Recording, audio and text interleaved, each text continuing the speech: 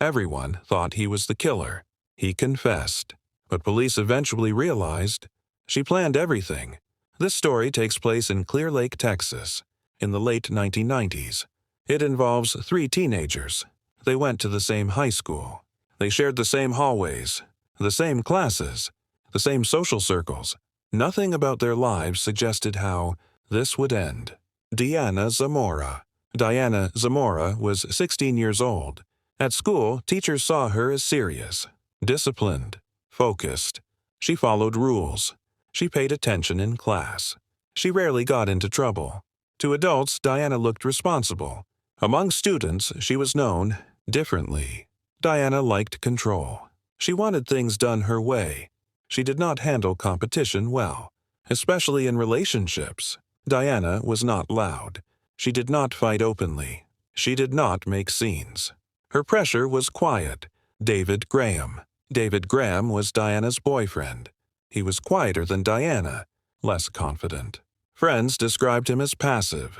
He avoided confrontation. He did not like arguments. When conflict came up, David usually backed down.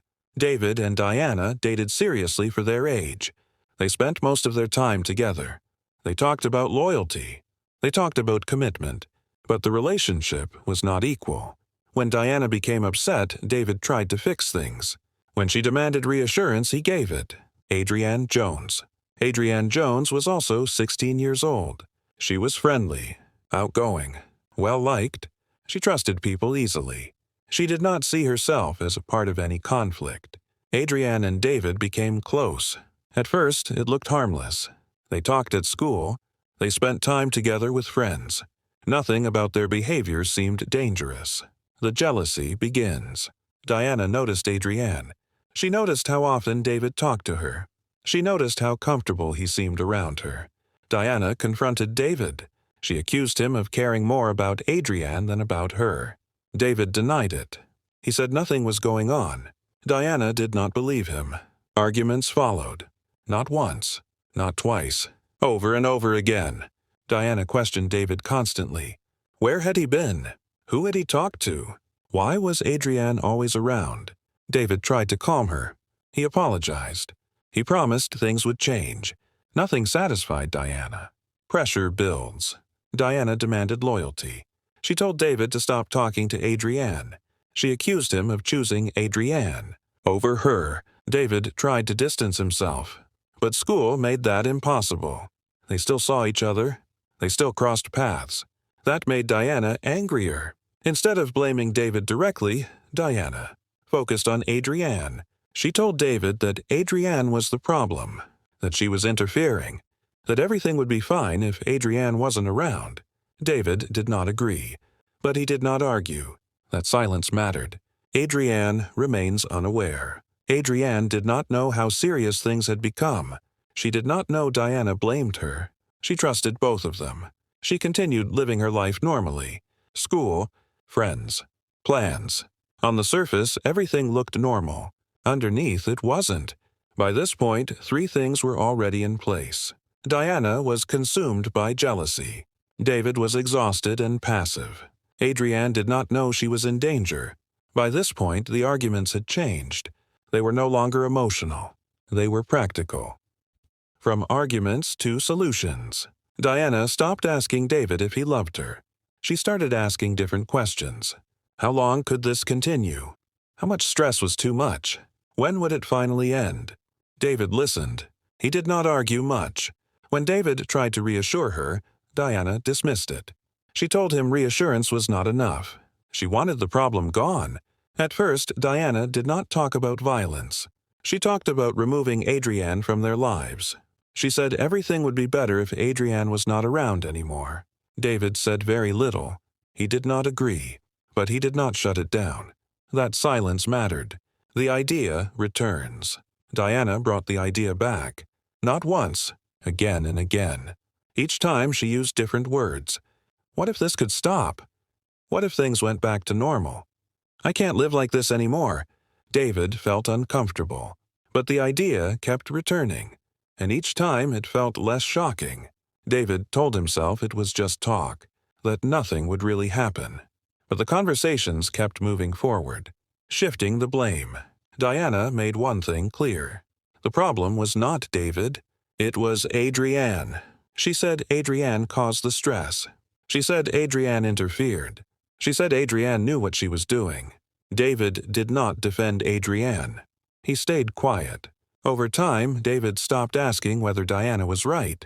He started thinking about how to make the pressure stop, talking about details. The conversations changed again. They became specific. Diana talked about being alone with Adrienne. She talked about places where no one would see them. She talked about timing. These talks were calm.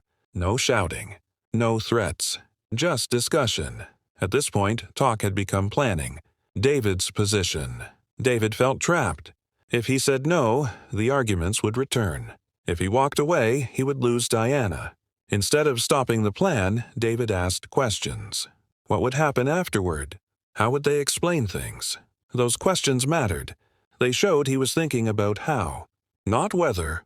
Roles are chosen. Diana told David he would have to act. She said he was stronger. She said she would help.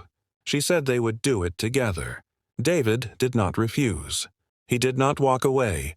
That was agreement. Keeping Adrienne close. For the plan to work, Adrienne had to trust them. So nothing changed on the surface. Diana spoke to Adrienne normally. David stayed friendly. No warnings. No threats. Adrienne believed she was safe. Days before the murder, Diana said talking was over. It was time to act. They chose a night. They chose David's car. They chose a remote location. There was no backup plan. No discussion about stopping. Only timing. On the day it would happen, nothing seemed unusual. They went to school. They spoke to friends. They did not act nervous. They did not rush. That calm mattered. It showed intent. The murder happened at night. Diana Zamora and David Graham picked up Adrienne Jones in David's car. They told her they were going for a drive. This was not unusual. They had done this before.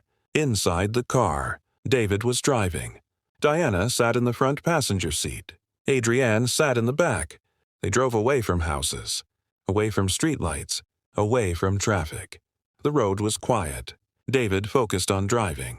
Diana gave directions. Adrienne trusted them. The stop. David stopped the car in a remote area. No houses nearby. No people around. Adrienne asked what they were doing. Before she got an answer, David turned around. David attacked Adrienne inside the car. It was sudden. She did not have time to escape. Diana got out of the car. She helped restrain Adrienne. The attack lasted only a few minutes. When it ended, Adrienne Jones was dead. There was no screaming, no attempt to get help, no panic. Diana and David moved Adrienne's body. They left it in the remote area. They returned to the car. David was shaking. He cried. He said he felt sick. Diana was calm. She told David they had done what they needed to do. She said things would be better now. They drove away. They did not look back. They did not call the police. They did not ask for help. They went home. At home, they cleaned themselves. They changed clothes. They tried to act normal. David could not sleep. He replayed the night in his head. Diana slept. This did not happen during an argument. It did not happen in panic. It happened the way it was planned. Adrienne was lured into the car. She was taken to a remote area. David carried out the attack. Diana assisted. They left her body and fled. This was murder. The next morning, life continued. School opened. Students arrived. Classes began. Nothing stopped.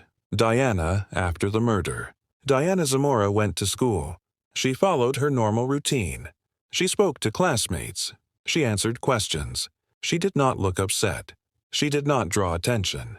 When people asked about Adrienne Jones, Diana said she didn't know where she was. She said it calmly. She did not hesitate. David, after the murder. David Graham was different. He was quiet, distracted, nervous. Teachers noticed. Friends noticed. When people asked if he was okay, David said he was tired. That was true.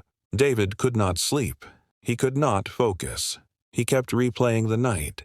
Adrienne is reported missing. When Adrienne did not come home, Her family became worried. They reported her missing. Police began asking questions. Officers went to the school. They wanted to know who Adrienne talked to, who she spent time with, who saw her last. Both Diana and David were mentioned. First, police contact. Police contacted Diana. She agreed to talk. She said she had not seen Adrienne recently. She said she was concerned. Her answers were short and confident.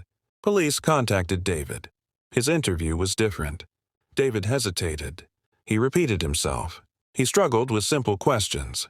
Officers noticed the contrast. Pressure builds. As days passed, David got worse. He stopped sleeping. He stopped eating. He became emotional. Diana noticed. She told him to calm down. She told him to act normal. She said panic would draw attention. David tried. He failed. The body is found. Eventually, Adrienne Jones' body was found in a remote area. The case became a homicide investigation. Police returned to Diana and David. This time, the questions were direct. David was questioned again. Officers pointed out inconsistencies. They asked him to repeat details. David began to cry. He said he could not handle the pressure. Diana was interviewed separately. She stayed calm. She stuck to her story. She showed little emotion. The crack. At some point, David asked to speak privately. He told police he needed to tell the truth. This was the moment everything changed. Diana stayed in control. David did not. Police noticed the difference. The body's discovery increased pressure. David was about to confess. The cover-up was over. After Adrienne Jones's body was found, the investigation moved fast. Police now knew this was a homicide. They also knew that Diana Zamora and David Graham were central to the case. Police separated Diana and David. They did not want them hearing each other's answers. This was deliberate. David Graham was questioned for hours. At first, he denied involvement, but his behavior told a different story. He cried. He shook. He struggled to answer clearly. Investigators pointed out inconsistencies. Times did not match. Details changed. David became overwhelmed. Then he broke. David confessed. He admitted that he and Diana picked Adrienne up in his car. He admitted driving her to a remote area. He admitted attacking her. He told police that Diana planned the murder. He said she pressured him repeatedly. He said she helped restrain Adrienne during the attack. That confession broke the case open. Police then questioned Diana Zamora. Her behavior was very different. Diana was calm. She did not cry. She did not appear confused. She spoke clearly. At first, she denied responsibility. But when police confronted her with David's confession, she changed her approach. Diana admitted being present. She admitted knowing what would happen. She admitted helping restrain Adrienne. She described events in order. Without emotion. Investigators later said her tone stood out. It sounded planned, not panicked. With both statements and physical evidence, police moved forward. Both Diana Zamora and David Graham were arrested. Both were charged with murder. Because of the seriousness of the crime, both were tried as adults. At trial, prosecutors focused on one point. This murder was planned. They presented evidence showing Diana pressured David repeatedly. Diana suggested removing Adrienne. Diana helped lure Adrienne into the car. Diana assisted during the murder. David testified. He told the jury Diana came up with the plan. He said she pushed him until he agreed. He said he felt trapped. Diana's defense argued that David acted alone. They claimed Diana was present but not responsible. They said she was a follower. The jury did not agree. After reviewing the evidence, the jury reached a decision. Diana Zamora was found guilty of murder. David Graham was also found guilty. The judge sentenced Diana Zamora to life in prison. She would not be eligible for parole for decades. David Graham received a long prison sentence as well, shorter than Diana's. The court held Diana primarily responsible for planning and directing the crime. Adrienne Jones's family attended the trial. They listened as the details were repeated in court. They spoke about losing their daughter. Diana showed little reaction during sentencing. David cried. With sentencing complete, the case was closed. No appeal changed the outcome.